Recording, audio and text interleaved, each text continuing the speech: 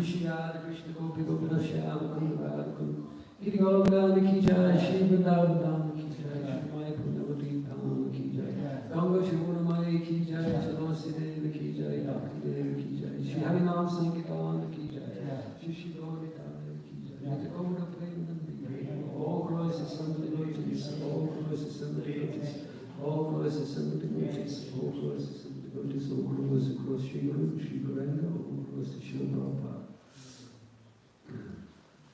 Hare Krishna. Wonderful to be here again. Last time I was here was about 7 years ago. We talked about beauty worship and sing. Very wonderful to be here. It's gotten more beautiful. Wonderful to be here again. Thank you. It's a magnificent temple. Just all inspired. As Jagabhi knows, I come from a very small temple. About the size, the temple room is about the size of this carpet. So I take permission from the devotees to say a few words. Maybe senior devotees, please give me your permission to try and speak something here in the Srimad Bhagavatam. So, reading from Canto 3, Chapter 25, Text 28. Before we begin, Om Namo Bhagavate Vasudevaya. Om Namo Bhagavate Vasudevaya. Om Namo Bhagavate Vasudevaya. Om Namo Bhagavate Vasudevaya. Om Namo Bhagavate Vasudevaya.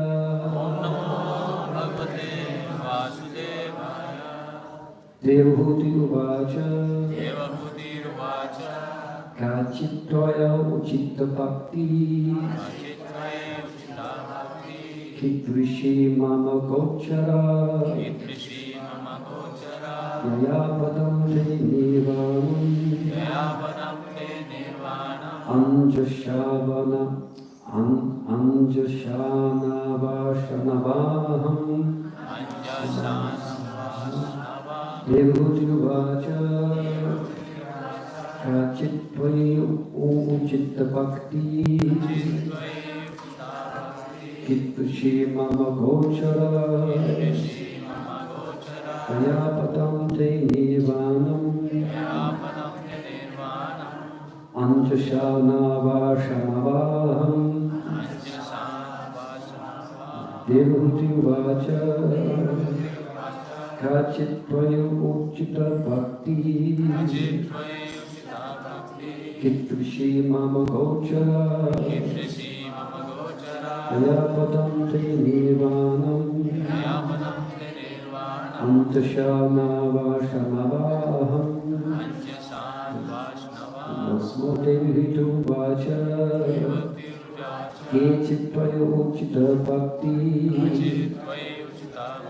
Kidvishi Mama Gochara Yapatam Te Nirvanam Antashana Vashanavaham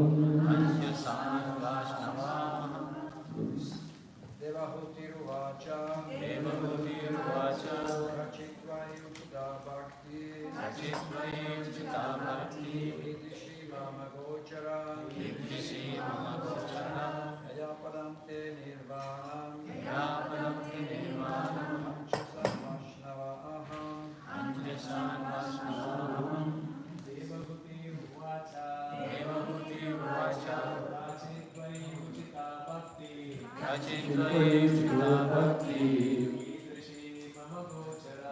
Idrishi mama gochara Ayapadam te nirvanam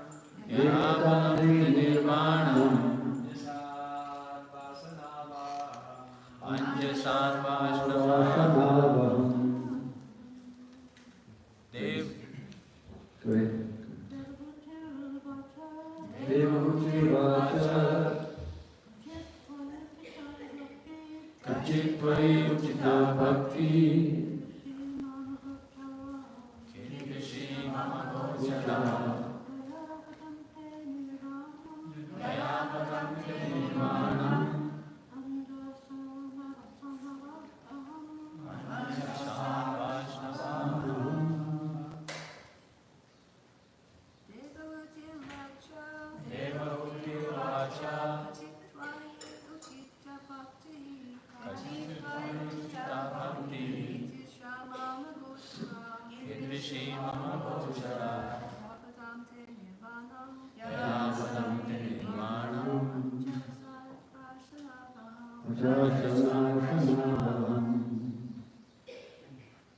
Devahuti-vacha Devahuti said, Rachit, what? Tvai, unto you. Uchita, proper. Bhakti, devotional service. Kidvishi, what kind? Mama, by me. Gochara, fit to be practiced. Yaya, by which? Padam, feet. Te, your. Nirvanam, liberation. Anjasa, immediately. Anavashanavai, shall attain. Aham, I. So translation and purport. On hearing this statement of the Lord, Devahuti inquired, what kind of devotional service is worth developing and practicing to help me easily and immediately attain the service of your lotus feet? Please repeat. On hearing this statement of the Lord, Devahuti inquired, what kind of devotional service is worth developing and practicing to help me easily and immediately attain the service of your lotus feet? It is stated in Bhagavad Gita that no one is barred from rendering service to the Lord, whether one is a woman or a labourer or a merchant. If he engages himself in the devotional service of the Lord, he is promoted to the highest perfectional state and goes back home, back to Godhead. The devotional service most suitable for different types of devotees is determined and fixed by the mercy of the spiritual master in pearl.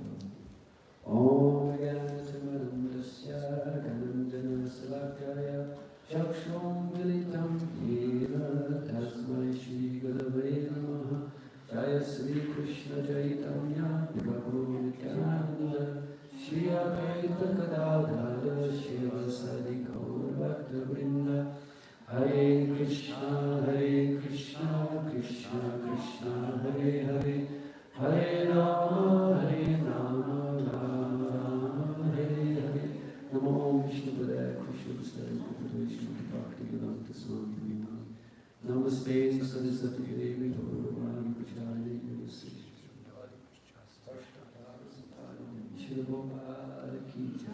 Hare Krishna. Thank you, devotees, again for attending this class.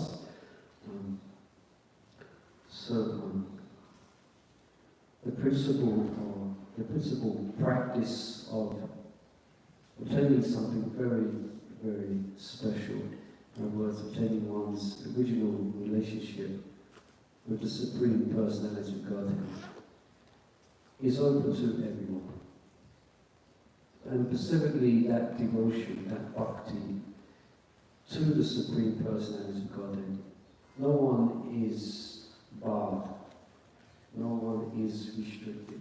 In the Nectar of Devotion, Rupa Goswami and Srila Prabhupada did a chapter, the purity of devotional service. So, devotional service is so pure that even there's no specific qualification for taking it up.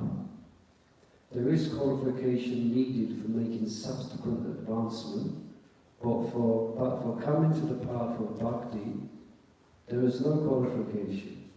Only by the grace of meeting a bhakta, or by the grace of meeting a devotee, one can take up the highest practice, or the attainment, or the highest attainment for a jiva in this material world is to serve the Supreme Personality of Godhead.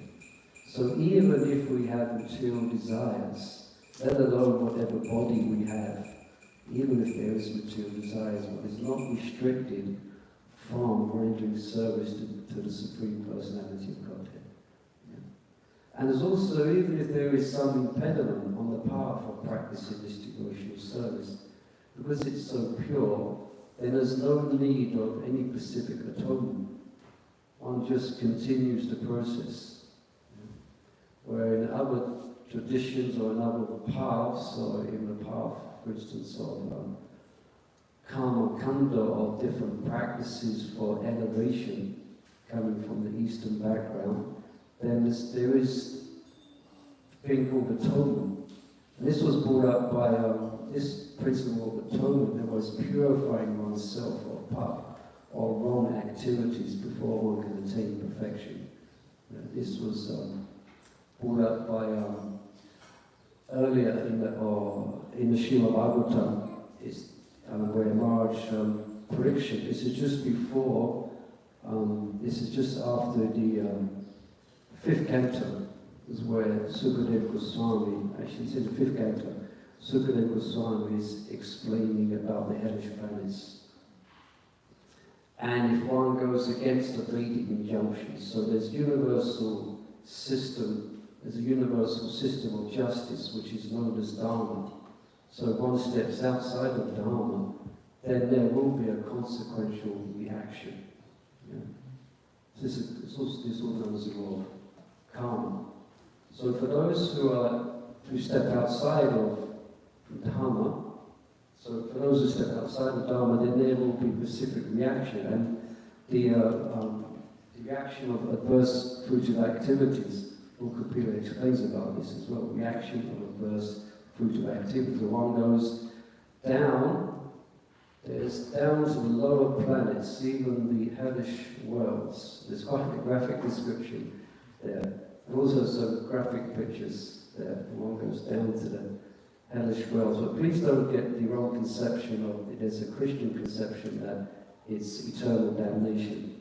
It's not. One goes down to the lowest planets and then one gets, and again by the natural evolutionary process, one comes up. But the main point we're making here is that Maharaj Parikshit, when he heard about this, he's a king.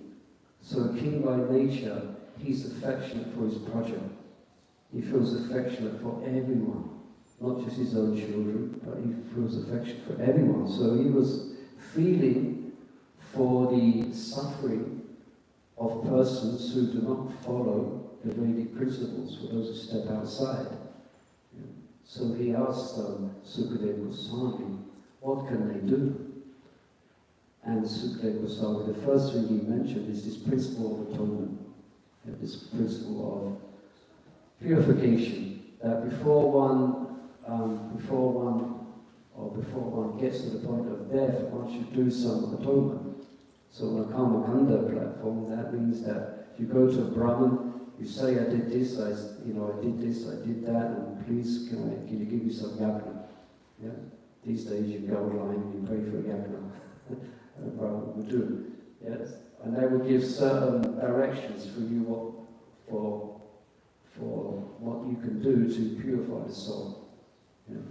But then so Sukadeva Goswami gave this specific answer, but it was a test for Maharaj Parikshit. Yeah.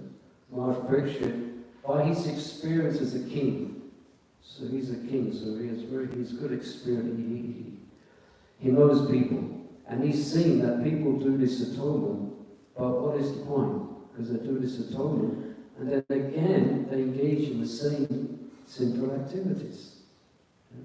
Because the heart is still not clean. The heart hasn't been cleaned. And ultimately, what can actually clean the heart actually is pure devotional service to the Supreme Personality of Godhead. So Sukadeva Goswami then gave him the process of jnana, the process of knowledge. Someone come to the platform of knowledge, to be able to distinguish spirit from matter, and that will also purify one and set one on the right path with knowledge. But then Maharaj Parikshit again, he mentioned, but we see even sometimes someone with knowledge, and this was also brought up by Arjuna. When he mentions when Krishna explains the process of a very intense practice of Ashtanga yoga, he mentions it then, about the principle of controlling the mind. Also, and then Arjuna says, but we see, but what is it that impels one to act even against their own good? What impels one to act in such a way, even though they know it's wrong? Anyone been in that situation sometimes? Well, we act in such a way, but we know it's the wrong thing to do. Yeah? And so then Krishna mentions there, it is lust only, Arjuna, which is all, graphically he describes, it is lust only, Arjuna, which is the all-devouring enemy of mankind. Yeah? So then Maharaj Parikshit, again, he's questioning this principle of jnana. And Prabhupada in the purpose there, he mentions this is, although the process of jnana, it may take away the reactions of fruitive activities, but still the seed is still there. Still the seed to act against Vedic principles is still there. So then eventually Sukadeva Goswami, he brings up the principle of pure devotional service. Kechit kevala bhakta vasudeva payana kanta vashikashnena niyadaham eva bhaskaraha. So which only by rendering unalloyed devotional service to the Supreme Personality of Godhead can all the weeds or all the propensities to commit atomic activities be actually taken out from the heart. Yeah. And that's the principle that Srimad Bhagavatam is actually giving, even from the very beginning. Dharma Pujita Kataiva Chaparamo Vimatsanam Satam Vejam Vastam Atra Vastu Tapa Kaya Om. But this Bhagavatam, even from the very beginning, there's so many different paths of spiritual practice or so-called transcendental practice which is given.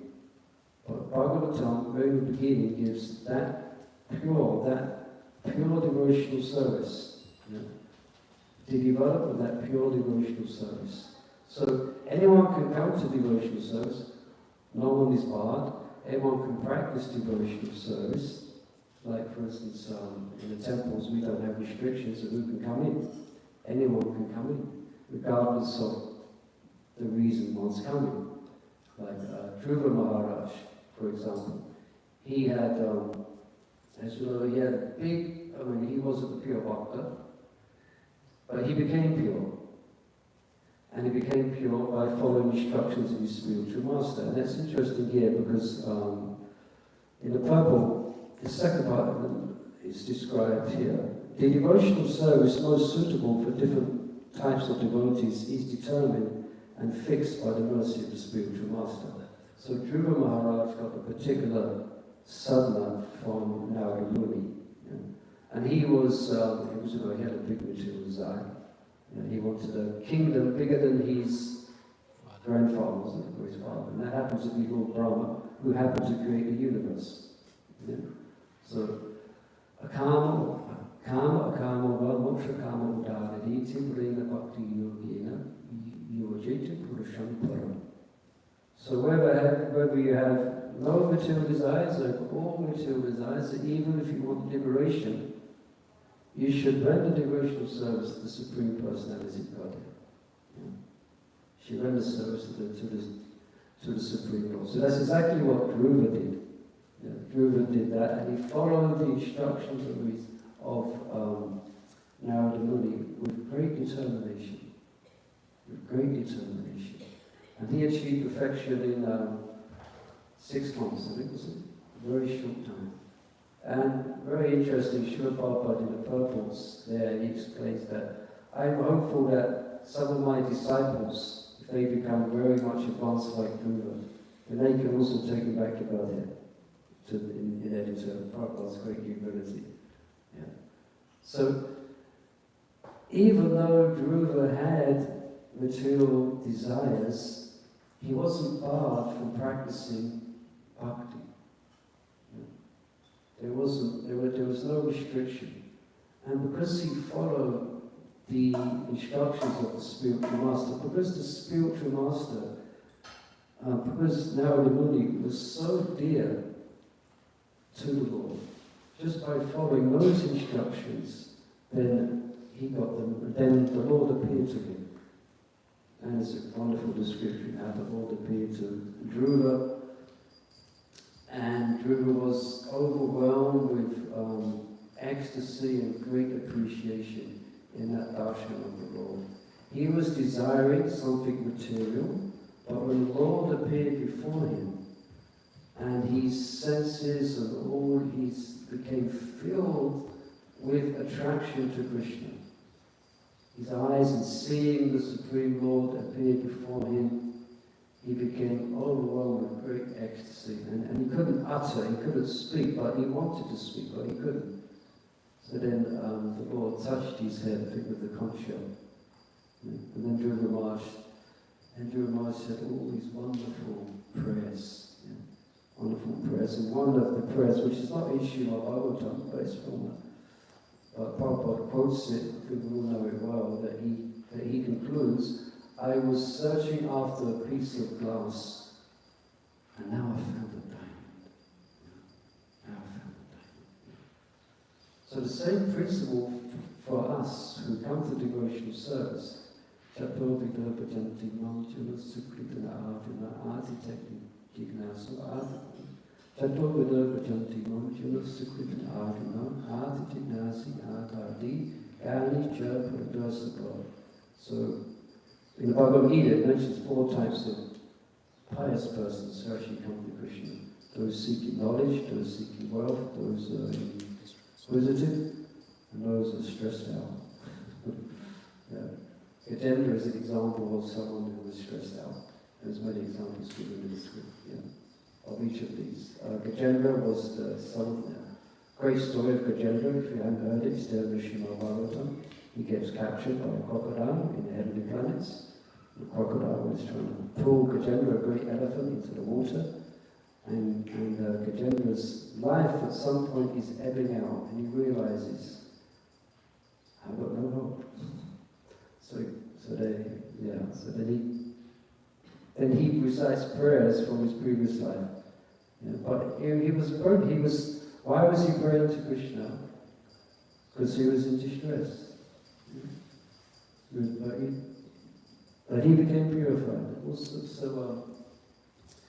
if you reverse an example, someone seeking wealth, the four Kamaras, seeking knowledge, is it? The sages of Naimisharanya were inquisitive. Yeah. So, what happens is, you can take up bhakti, you take up devotion, and then there's transformation that happens. There's a transformation of heart. That's why Srimad Bhagavatam in the beginning, this wonderful chapter called a change of heart. So the reason you come is not the reason eventually that you stay. Yeah. You come for various, perhaps mixed reasons, but you stay because you get this association, of devotees, and you experience something extraordinary, something wonderful, something that this material world cannot give us. We were speaking yesterday on the way here, how it looks like there's something in the material world to enjoy. It gives that impression that there's something there, but actually there isn't anything there. You know? And you see, it is exactly that wonderful example. It's a simple example, but it's really wonderful when you see somebody sees a mirage in the desert. In the desert, say someone, the scene, the films, they're missing, they need some water, and it's so much on their mind that they think they see water. Yeah? And they run towards it. And it's like Raj Mohan on the way here. He was just thinking of pizza. It's like he was envisioning it. He's thinking of the shower when he got here, so he's joking like that. But the fact is, so it seems like, and this is called Maya. It's called, and it's coming from the Lord, so it's very powerful. Yeah. Evi hi shukuna mai manorat amamara durat mon evi patyam dimyam etam prantite. Yeah.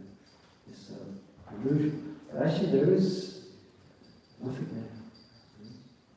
It seems like there's some enjoyment to be had. But actually the highest satisfaction, the highest enjoyment that one can actually have is to taste.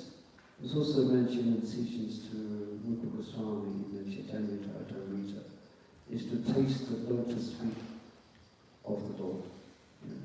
And there, in his teachings, there to our Lord Chaitanya's teaching, Rupa Goswami, he's teaching about devotion. This is the glories of devotional service. So he's teaching about the principle of devotional service. And it also is said,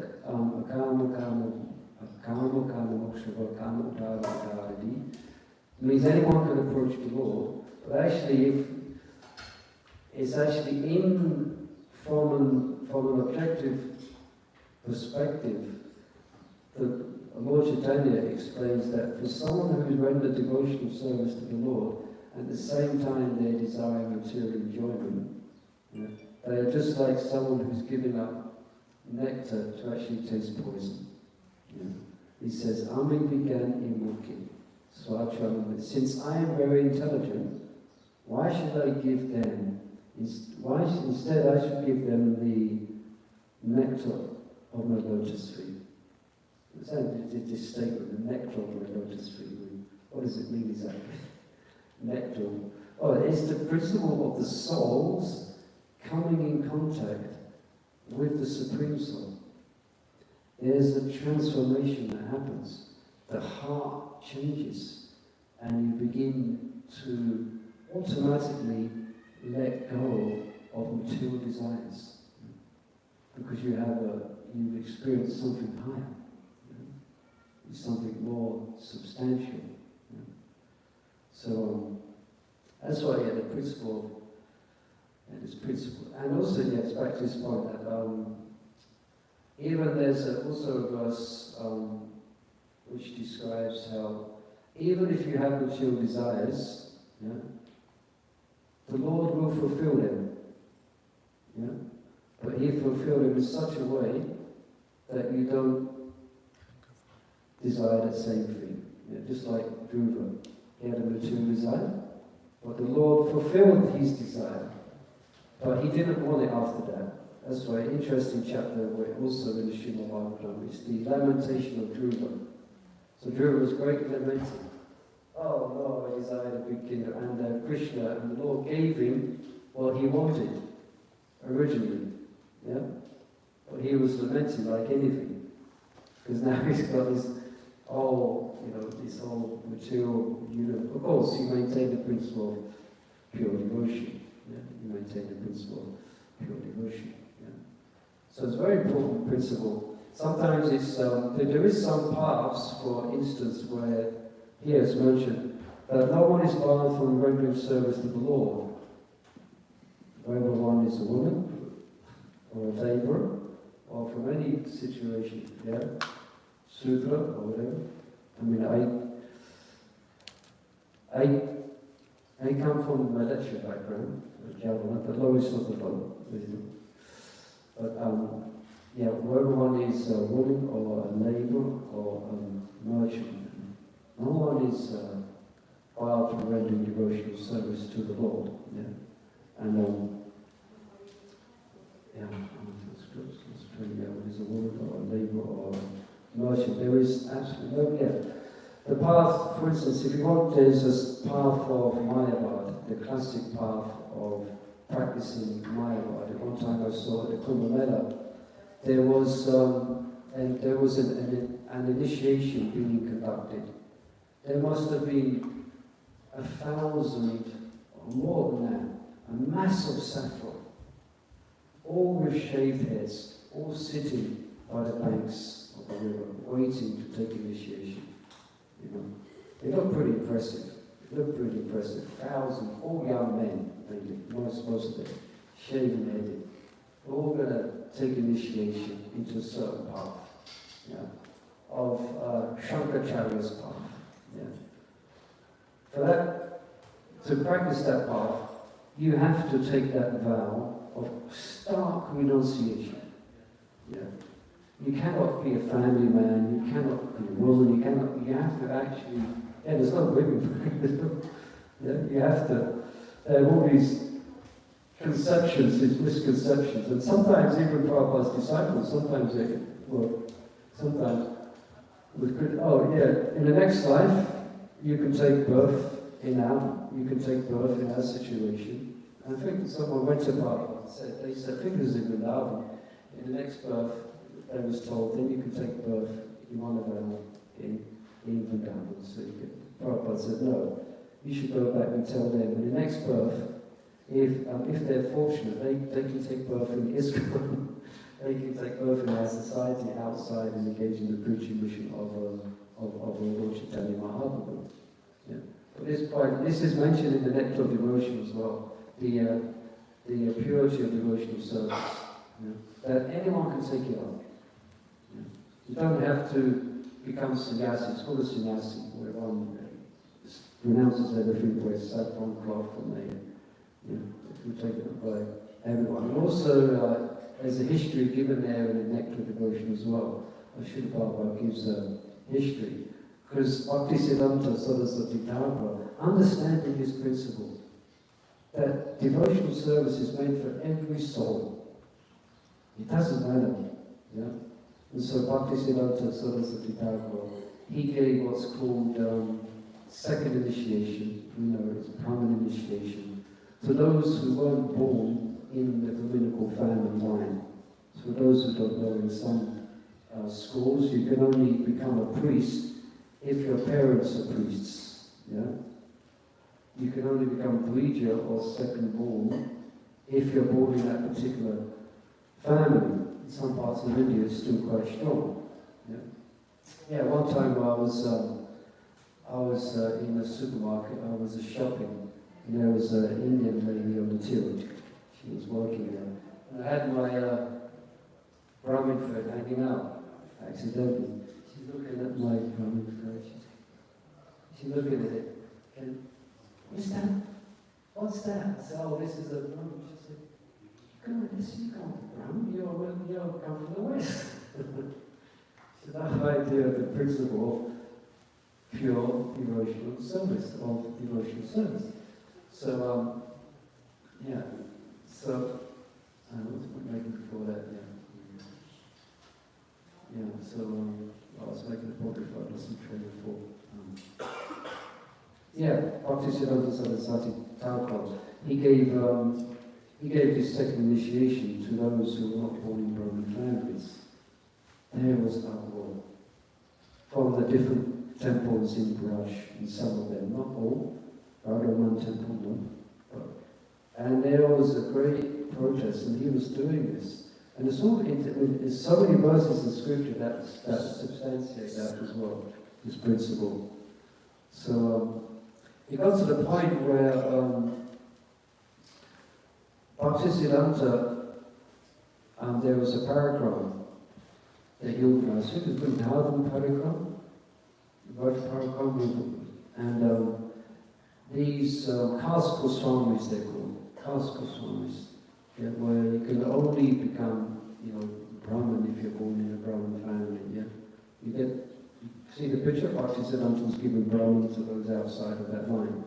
So then they hired some Gundas to attack the paragram. So they attacked the paragram. And that caused such outrage that they went to that extent. They locked the doors of the temples and they hired some hoodlums, to attack them. That caused such an uproar that the public turned against them and went to the side of Bhaktisiddhanta Saraswati Thakur.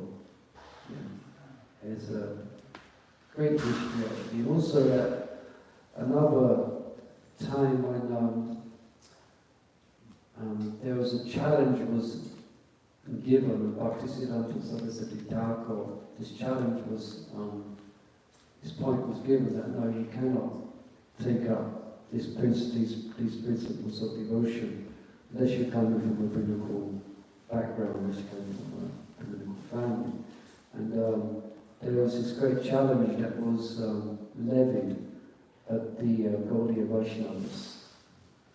And there was a great meeting, and Bhaktisiddhanta, on behalf of his father, Srila Bhaktivinoda Thakur, it's called, he presented this essay, Brahmana and the Vaishnava, you can find it in the book. And there was this great meeting, and this great meeting, I don't know how many, but hundreds of people were coming to hear. There's Bhaktisiddhanta is representing the Gaudiya Vaishnavism, and others there who come from caste Goswamis. So it attracted many people, hundreds, perhaps not even thousands.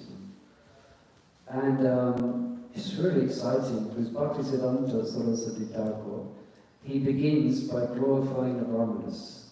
So many, they are the gods on the earth, they are the Lord has appeared in the form of the Brahmana. There was no one else but the Brahmanas, all the Brahmanas. He goes on with wonderful verses. Then gradually he turns it around and he begins explaining the glories of the Vaishnavas. And there's so many wonderful verses he quotes all the glories of the Vaishnavas. They are the realized Brahmins and this, that. And if that's one, sometimes I wish I'd love to have been there for that, to see that. And then Bhaktisiddhanta gave such a convincing arguments that everyone, the whole crowd they all roared with applause, and they was all, at the end they wanted to rush towards Bhaktisiddhanta to actually take the dust from his feet. You know, in crowds in India, they can get quite dangerous. So the policemen, what they did is they saw the crowd, there's going to be some deaths here, So they got Bhaktisiddhanta and they got some water and they dumped his feet in some water and they sprinkled it all over him. Then everyone became pacified. But it's such an important principle, such a genius from Bhaktisiddhanta to see that and bring it in, thus paving the way for Srila Prabhupada to come to the West and to preach Krishna consciousness. Yeah? So that really spun some of their minds when Prabhupada goes to Malaysia, yes, he goes outside of India, and he gives initiation, he gives twice more. Imagine the reaction of some people who are still in that, still in that idea, no, only born, and even today there's still some people say the same thing. Even now we go to some temples and we're not allowed in because you have the wrong colour skin. Even now it's still there. Anyway, these are some thoughts. I didn't manage to find what verse I was speaking on today, so didn't do so much preparation. But these are initial thoughts, and this principle on this verse: what kind of devotional service is worth developing and practicing, so that we can attain the lotus feet. And that's pure devotional service. Yeah, and that will be described. Yeah, and anyone can take it up. From any background, you can take up the principle of pure devotional service, and then eventually there's a change of heart. And by associating with devotees, one can attain the highest perfection, which is love and devotional service to the Supreme Personality of Godhead. Hare Krishna. Any comments or questions on these points or reflections?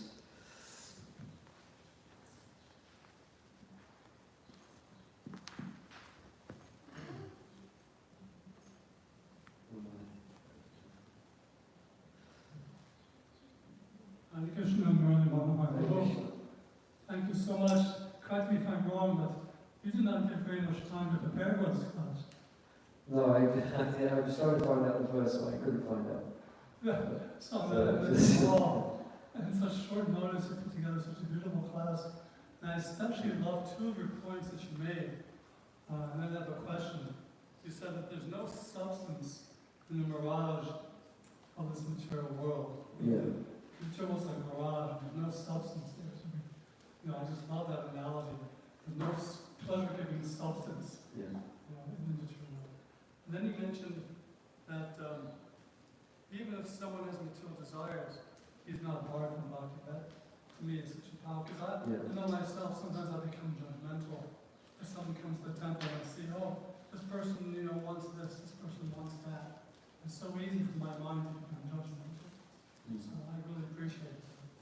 Yeah, just at that point, but the major principle is when they come to the temple, but the purification, the change of heart happens when they start hearing from devotees. They start hearing about the principle of purity, when they start hearing and rendering service and also hearing from devotees, then they can change.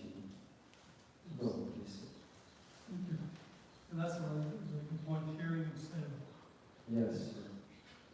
And the question is that, you mentioned earlier that Christians have a conception of eternal damnation. Yes, that's what that's to believe, as we understand this.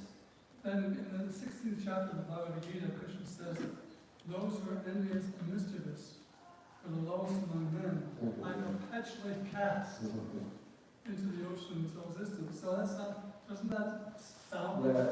Interesting. My spiritual master was commenting that he said, Krishna sometimes gets carried away.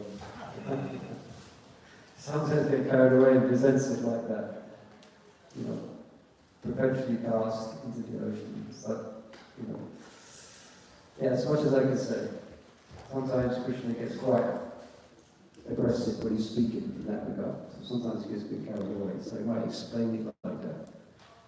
Perpetually cast, amongst multiple species of life. But there is a gradual evolution. It may take a long time once you go down there. That's the way it works. That's the universal system, how it's made. It is, again. And then again it gets uniform life, then you lose it. Now and again, then again. You go up and take a long time. So sometimes Krishna speaks in much as I can say that. That's the main comments on that. But I think it's an interesting point that you take things out of context. It's easy to, like Prashant Maharaj one time said that text taken out of context. I did the first part. He said text taken out of context turns into pretense. Yeah, so that text you can misunderstand it. Yeah. Yeah, that's. Yes. Is that a question? Or? No, I just Cool. comment. Just elaborate what you're saying. Yes. Again, there's so many other verses that talk about how anyone can come to the that's a little kind of high. Context is very important to actually understanding that everything has a context.